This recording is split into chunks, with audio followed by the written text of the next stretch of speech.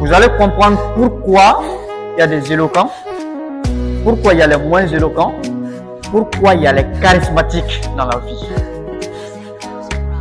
Comment parler en public? Tu établis un discours qui est tout simplement un développement oratoire fait en public ou devant un public. Tu as écrit ton discours. Et lorsque vous écrivez votre discours, la deuxième des choses, c'est d'établir ou de fixer un objectif ou un but pour votre discours. Moi, je dois faire un développement oratoire sur comment parler en public de Dale Carnegie. Quel est mon objectif derrière ce discours? Parce que tant que vous ne fixez pas ça, vous n'allez jamais réussir votre discours. Parce que l'objectif détermine votre tempérament. L'objectif détermine votre façon corporelle. Lorsque vous venez faire un discours, étant arrêté comme ça, avec moins de gestes, ton objectif n'est pas de faire comprendre. C'est pas possible. Parce que toi, tu ne peux pas vouloir faire comprendre aux gens un ouvrage qu'ils n'ont jamais eu et venir te comporter comme ça, nous faire moins de gestes. Non. Aïssata Toungara, son objectif pour sa rédaction de discours et son intervention orale, c'était de faire passer un message. Et sauf que, elle a fait passer le message. Oui, on est d'accord. Elle n'a pas inventé. Mais sauf que ce passage de message ne se reflétait pas à travers son expression ni faciale, ni corporelle. Et c'est là le danger de la prise de parole en public. Et elle-même, elle admet qu'elle ne l'a pas fait. Ces deux choses vont ensemble. Mais Ibrahima qui veut faire comprendre la civilisation aux gens. Tu penses que les gens n'ont pas déjà une idée sur la civilisation africaine?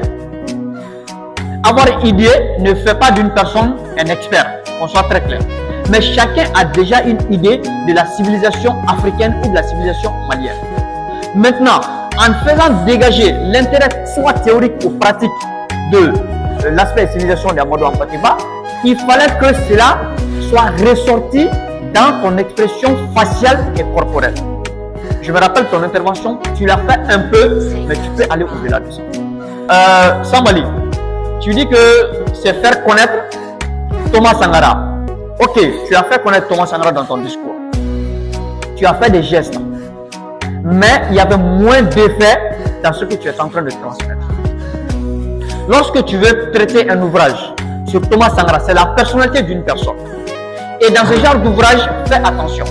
Déjà, Thomas Sankara est qui pour que nous, on s'intéresse à sa vie? Là est la question. Tu as donné toute l'information. Tout était impeccable, mais à mon avis, malgré que tu as fait des gestes, tu pouvais aller au-delà de ça en appliquant ce qu'on appelle le discours d'effet. Et ça, je vais vous expliquer.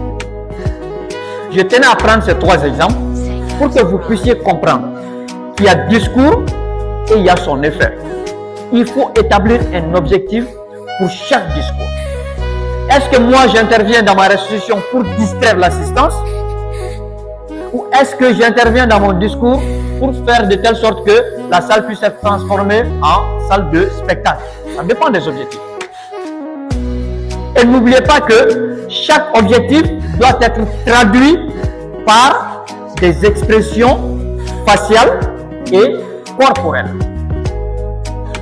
Ceux qui disent ici qu'ils voulaient faire connaître les gens, faire passer le message, moi je ne l'ai pas vu. Voilà pourquoi j'ai dit que si j'étais dans le jury, ça allait chauffer pour vous.